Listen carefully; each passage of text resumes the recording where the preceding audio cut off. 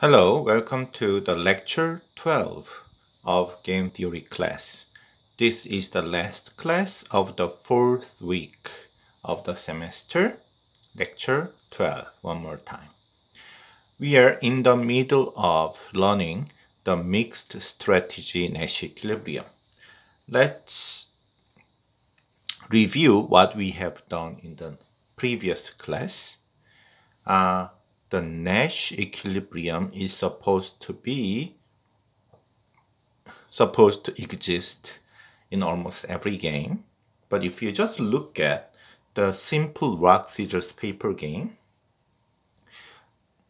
there are 9 possible pure strategy equilibrium where people choose just one strategy, but none of them are Nash equilibrium. So when Nash mentioned that in this rock, scissors, paper type of game, there got to be an Nash equilibrium, he included the mixed strategy Nash equilibrium as well as the pure strategy Nash equilibrium. And we also thought about it, and then when people are mixing, and you and I are mixing rock, scissors, paper, it only makes sense that you felt rock, scissors, paper give you the same payoff, expected profit. If Bill ever think rock is better than scissors, he will never ever play scissors. He will only play rock.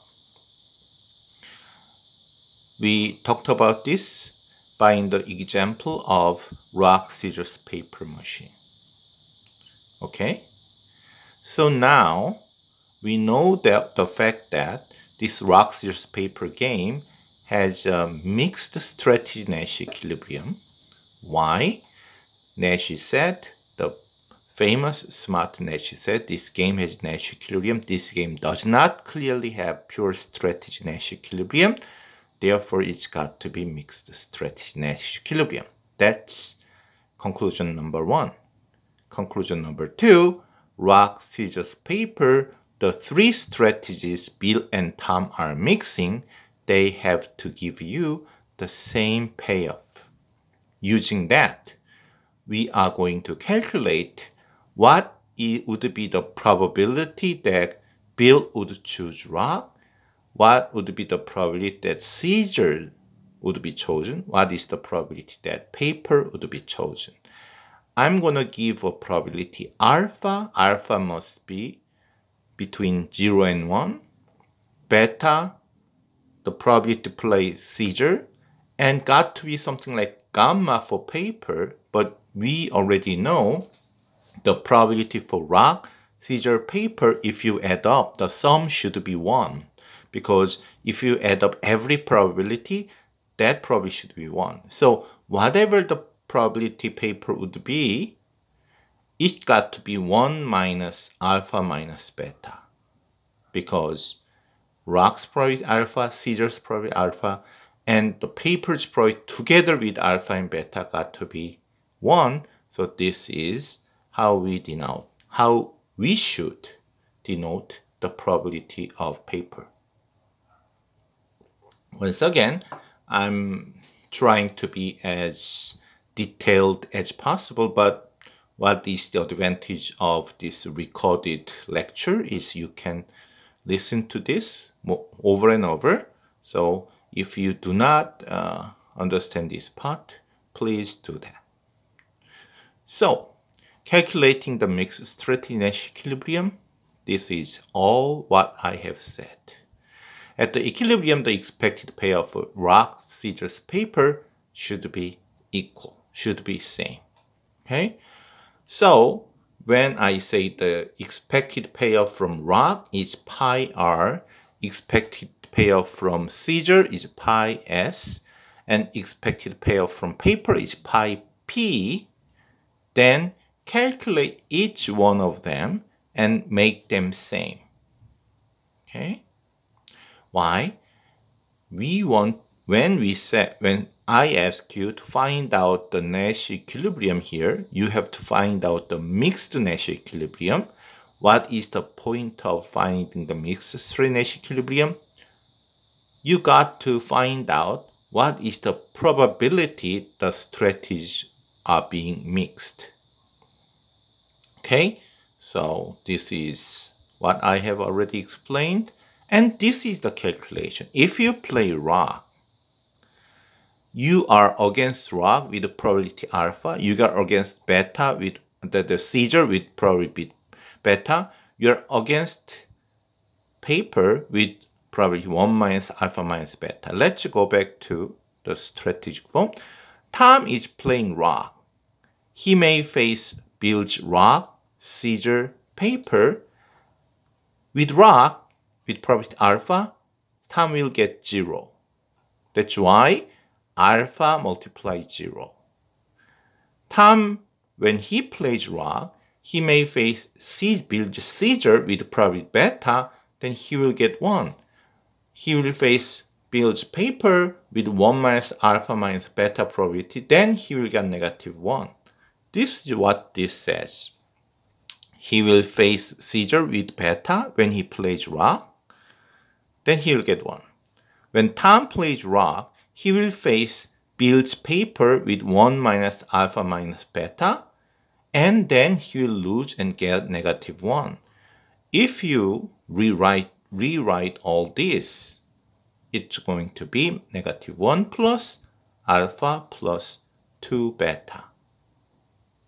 Once again, all you need is elementary school level arithmetics, except for that we have this Greek letter alpha and beta, but I'm sure that you are able to deal with this.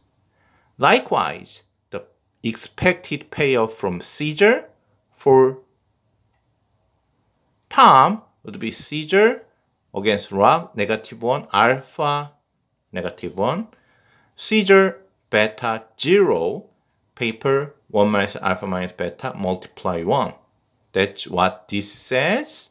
And if you rewrite them, 1 minus 2 alpha minus beta. The expected profit payoff from paper would be, oh my god, I didn't set up the stopwatch. Okay, anyway, so if you are facing the paper, it's going to be like this, and it's going to be alpha minus beta. Please try by yourself. What I'm saying is, these three payoffs, expected payoffs, should be same. Why? Because Tom is mixing, randomizing between the three, which means if one of them is bigger than the other, he's not gonna. So the fact that he's maximizing means these three values should be same. So let's first assume that the pi s is same as pi p. The expected payoff from seizure, expected payoff from paper are same. That's what this says. Okay, all three are same, so these two should be same too. Then we found out beta would be gone, canceling each other. So 3 alpha would be 1, means alpha is 1 over 3. And let's set the expected payoff from rock is same as the expected payoff from paper. This is what this means. We wrote that. And then here alpha cancels each other. And 3 beta equals 1 means beta equal 1 over 3. So we found out Nash equilibrium, and in that rock, scissors, paper game Nash equilibrium, people should play the bill. Tom should choose rock, Bill should choose rock with 1/3 probability, seizure 1/3 probability. What about paper? 1 minus 1/3, 1/3, which is also 1/3. So, by calculation, if you ever wondered why am I playing rock, scissors, paper with equal probability throughout my life? This calculation once and for all shows you that because that is Nash equilibrium. The only Nash equilibrium in this game is rock, scissors, paper should be played at the same probability, 1/3, 1/3, 1/3.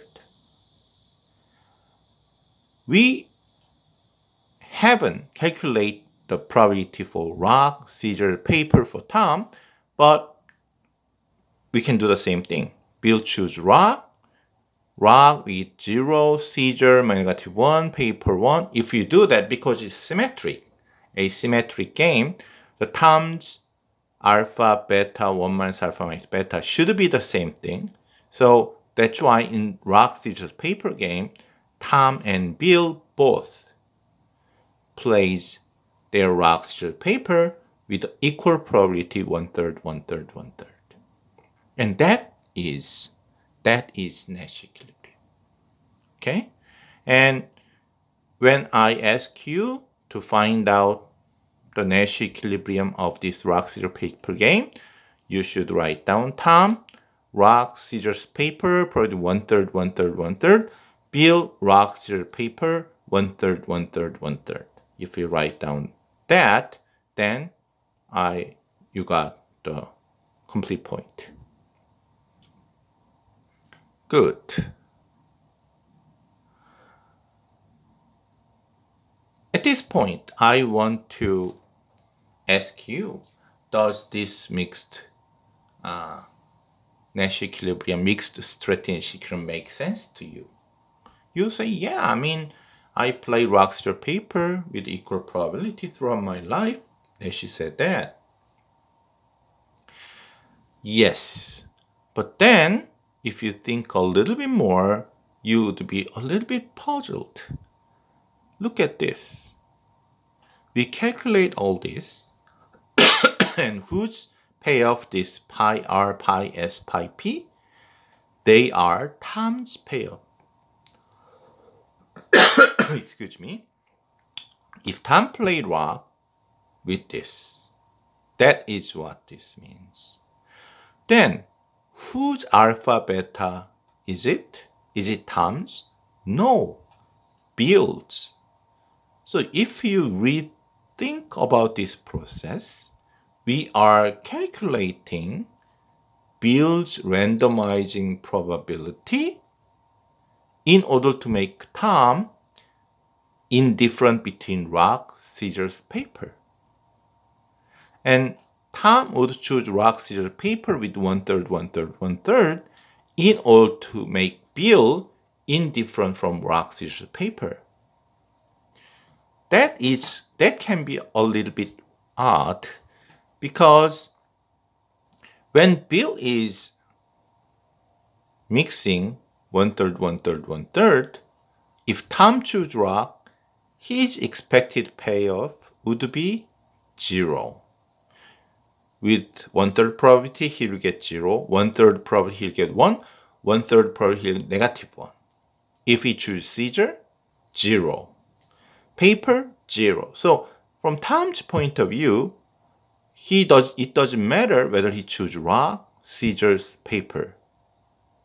But still, in this equilibrium, Tom mixes rock, scissors, paper with 1/3, 1/3, 1/3. Why do you bother? Because Bill played 1/3, 1/3, 1/3. If you keep choosing rock, still you can get 0 payoff, expected payoff. Then why do you bother yourself to randomize, agonizing yourself to randomize between rock, scissors, paper? But then the answer is, yeah, but why not? You remember the Nash equilibrium definition. Okay, let's go back. Nash equilibrium. Okay, sorry. Here, Nash equilibrium definition. The Nash equilibrium payoff should be bigger than or equal to. If it's equal, still you do not change the strategy. You change the strategy so that what you think is the Nash equilibrium only when something else is strictly bigger than the Nash equilibrium payoff. So don't confuse yourself with the common sense. That's the most important thing dealing with Nash equilibrium. You know, if you ever watch the movie Beautiful Mind, Nash is not a normal person. Okay? So whenever you think about something, it's not normal. So when Tom is mixing rock, scissors, paper, 1/3, 1/3, 1/3, he's mixing expected payoff 1/3, 1/3, 1/3. So his payoff is 0. If he choose only rock, his payoff is 0. So you are changing from 1/3, 1/3, 1/3 so to only rock. Your payoff does not increase. It's just still 0. So why not playing 1/3, 1/3, 1/3? That is Nash. Okay. On the other hand, if Tom does not play 1/3, 1/3, 1/3, Bill is not going to mix. So it's kind of delicate balance. Tom is mixing for Bill, Bill is mixing for Tom. And why do they mix? Because if they do not mix, even though they do not mix them, they cannot get better. So why not mixing? That is the answer. So in a sense, it's a little bit bizarre, okay? But still, that exactly fits the mathematical definition of Nash equilibrium, which says once you begin to play, you have no reason to change. Okay? Because in this game, they are playing 1/3, 1/3, 1/3. You cannot get any better than 0 payoff. Okay? So if you ask why do you bother yourself to randomize for Tom? Why do you bother yourself to randomize the other person, Bill? The answer is why not? In a sense, you don't really have to mix 1/3, 1/3, 1/3. If Tom thinks that Bill is playing rock, scissors, paper with the same probability, then that is more important. Bill is really playing with 1/3, 1/3, 1/3. When you are playing a rock, scissors, paper game with me, Professor Han, what do you think?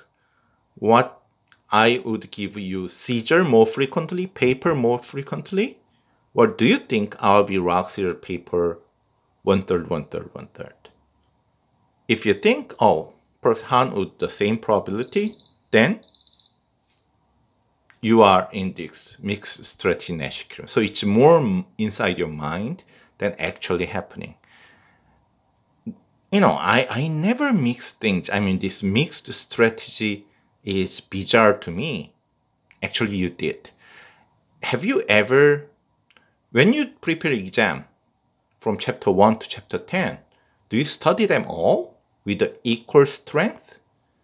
Or do you think, oh, chapter 1 and 10, usually person never make question out of that, or just that once in 10 years, so I'm not gonna study that. The chapter 5 is most frequently appear in the exam kind of thing. So when you are doing the preparing the exam, if you do not study from page 1 to page 500 in the textbook, you're randomizing. You are betting on the luck that professor will do something. What about me? If I make a 2 questions like chapter 2, chapter 5, do you think I will never, the next semester, I will never make from chapter 2 and chapter 5? Sometimes I do. Because the student might think, oh, the question was from chapter 2 and 5. So professor will make questions somewhere else. So I'm not going to study chapter 2 and 5. I aim that and I make the same question. Then some student got a bad point.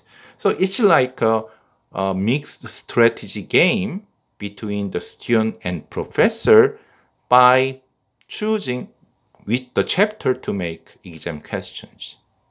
Okay, so if you ever don't study everything but pick some chapters in preparing the exam, you already played mixed strategy equilibrium. We are going to deal with more details and examples of mixed strategy equilibrium in the next lecture, which would be lecture 13, the 5th week of game theory class.